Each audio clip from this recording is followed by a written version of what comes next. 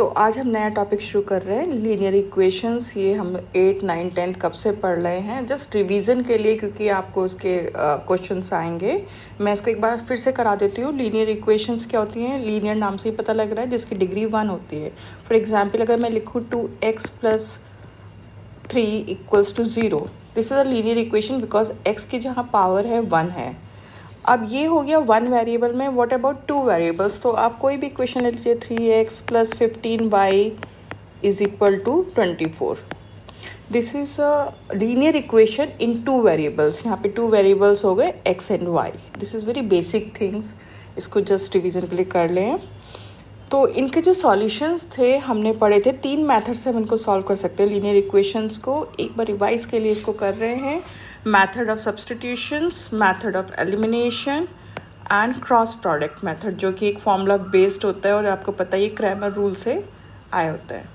तो हम एक सेम क्वेश्चन को लेके इन 3 डिफरेंट मेथड से करेंगे और देखेंगे कि क्या हमको सॉल्यूशंस निकालने का तरीका याद है। तो मेथड ऑफ सब्स्टिट्यूशन क्या हो जाएगा? मेथड ऑफ सब्स्टिट्यूशन नाम से ही क्लियर हो रहा है, सब्स्टिट्यूट करेंगे वैल्यूज़ को।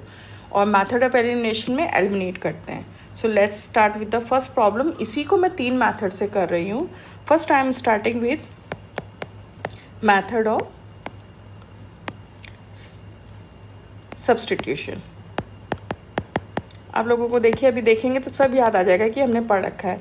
तो इसमें आपके पास 2 इक्वेशंस हैं, 2 अननोन हैं, आपको x और y की वैल्यू निकालनी है। क्या करेंगे?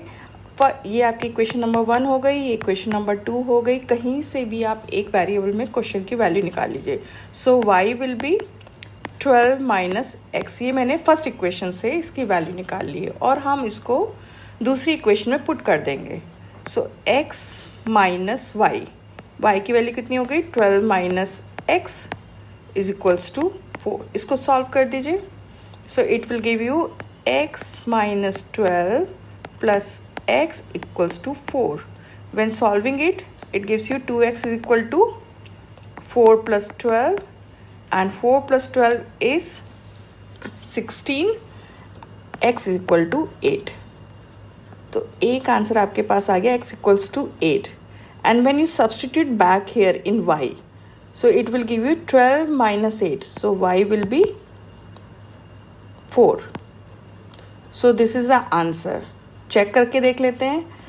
x को हमने पुट करा 8 एंड y को हमने पुट करा 4। 8 and 4 ये आपका 12 है, यानी solution is correct.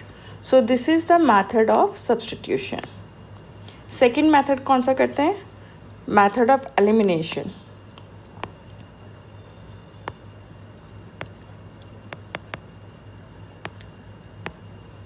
Method of elimination में फिर से आपने ये 2 इक्वेशंस हैं, x + y = 12, x - y = 4।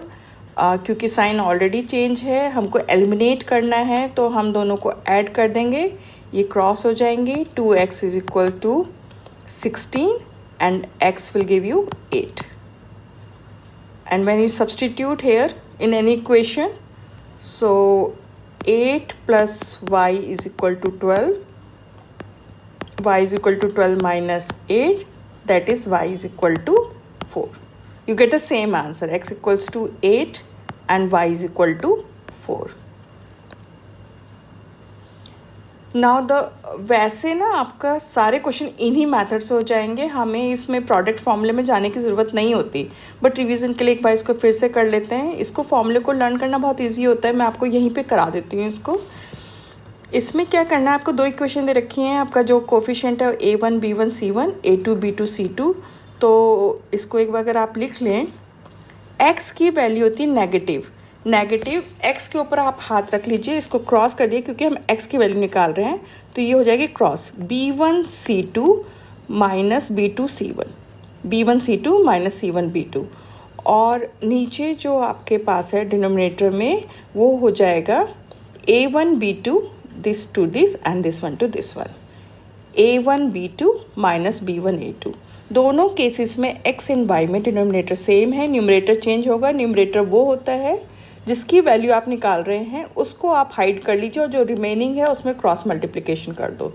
तो जैसे y निकालना है, y आपने हाइड कर लिया, ये हमने कर लिया, तो कितना बचा हमारे पास? a1 c2 minus C1A2। तो इस तरीके से आप इस क्वेश्चन में देखिए कि आपके पास A2 C1 A1 C2 ये आपके पास आ गया। तो इस मेथड से भी इस क्वेश्चन को लिख लेते हैं, करते हैं दोबारा से। Cross product method.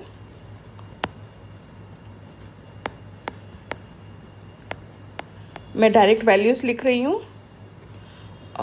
यहाँ पर आपके पास है A1 is equal to 1, B1 is equal to 1, C1 is equal to 12, A2 is equals to 1, B2 is equals to -1 and C2 is equal to 4।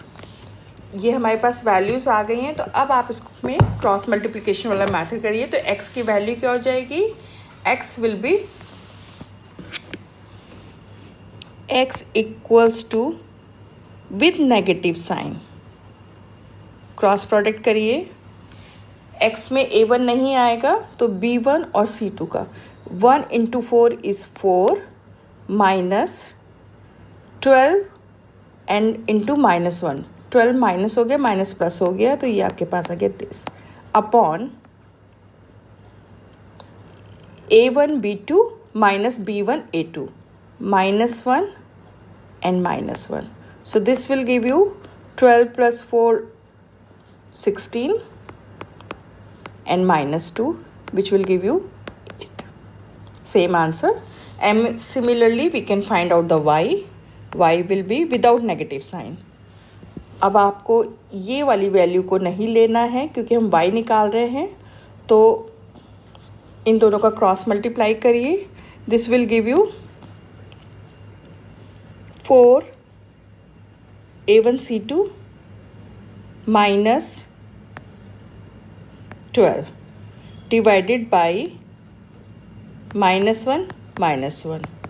12 minus 4 is -8. This is cancel 4. So we get the same answer. It doesn't matter कि आप कौन सा method use कर रहे हैं, you will get the same answer. ये आपके revision के लिए आपको तीनों मेथड याद हो गए, method of substitution, method of elimination and the cross product method. अब इसमें एक चीज़ और पढ़नी है और उसके बाद आप कुछ भी क्वेश्चन लीजिए, चाहे वो किसी भी टाइप के, आपके सारे क्वेश्चन सॉल्व हो जाएंगे। For a system of 2 linear equations in 2 variable A1x plus B1y is equal to C1, A2x plus B2y is equal to C2। हमारे पास कंडीशंस होती हैं कि आप कोफिशिएंट्स देख के कैसे बता सकते हैं कि वो यूनिक सॉल्यूशन होगा, इनफाइनाइट सॉल्यूशन होगा या फिर नो सॉल्यूशन होगा। किसी भी इक्वेशन को आप कैसे पहचानेंगे कि उसका क्या हो। तो हम जैसे फर्स्ट केस देखते हैं कि when the 2 line intersect at exactly 1 point, तब उस केस में आपके पास यूनिक सॉल्यूशन होगा। और यूनिक सॉल्यूशन निकालने के लिए कंडीशन क्या होती है? This one. तो इसको अगर आप ग्राफ से समझें तो ये कह रहा है कि व्हेन 2 लाइन्स, ये हमारा एक्स वाई हम ले लिया, when the 2 lines intersect at 1 point then it has a unique solution. Example, A1 A2 B1 B2 के बराबर नहीं होना चाहिए, बस केवल सिंपल सी ये कंडीशन है। कोई भी क्वेश्चन लिख लो जो आपकी मर्जी आए। तो मैंने लिखा 2x plus 3y is equal to 14 and 5x plus 9y is equal to 10। इस इक्वेशन का जब आप सोल्यूशन निकालेंगे ये केवल एक पॉइंट पे इंटरसेक्ट करेगा।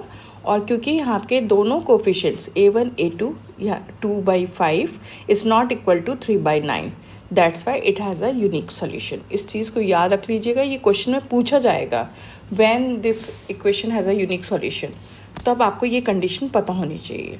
सेकंड, इनफाइनाइट सॉल्यूशन यानी डिपेंडेंट इक्वेशन। कोई भी दो इक्वेशन एक दूसरे पे डिपेंडेंट कब होंगी?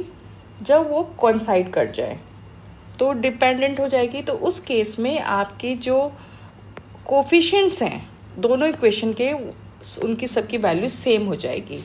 एग्जाम्पल, 2x ले लेते हैं और यहाँ पे हम 4y is equal to suppose 6 ले लिया। अब मैं इसको सेम मुझे करना है तो मैं इसमें x इसका हाफ कर दे रही हूँ, 2y इक्वल्स टू 3। अब आप इसका रेशियो लेके देखो, तो ये हो जाएगा 2/1 is equals to 4/2 is equal to 6/3। सबकी वैल्यू 2 आ रही है। It means when the two equation represent the same line. तो सेम लाइन कब होगी? ये आपका XY एक्सिस है, एक इक्वेशन गई और वो दोनों एक दूसरे को कोइंसाइड कर गई, तो यानी it has a infinite solution. इसके बहुत सारे सॉल्यूशंस निकलेंगे और उसकी कंडीशन होती है coefficient should be same. Now the last, no solution. आप कैसे कहोगे इस इक्वेशन का कोई भी सॉल्यूशन नहीं है? तो उसके लिए हमारा क्या होता है, जब दो लाइनें पैरेलल मूव करती हैं, कहीं मीट ही नहीं कर रही हैं, तो वो उसका कोई भी सॉल्यूशन नहीं होगा। और उस केस में A1 A2 is equal to B1 B2 तो होता है, but C1 should not be equal to C1 C2 should not be equal to B1 B2 और A1 A2। तो एग्जाम्पल इसका हम बनाते हैं। आपको क्या करना है, XY को तो सेम कर दो। 2x + 4y is equal to suppose 6। इसको हाफ कर देती हूँ, x + 2y, और इन दोनों में हम लोग कुछ भी लिख देते हैं।